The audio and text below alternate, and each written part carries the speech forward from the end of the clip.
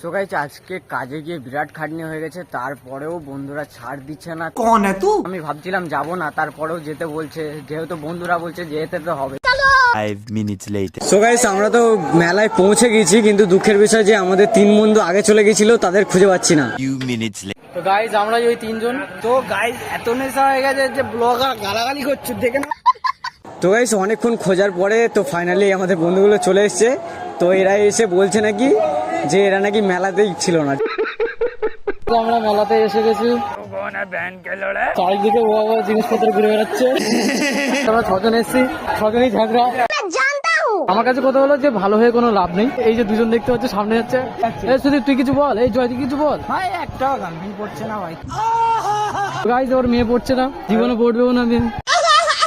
Guys এই হচ্ছে বন্ধু, এই হচ্ছে বড় বড় জিনিসপত্র। সুটিয়ে লাল করে দেবো, নোংরামি বার করে দেবো।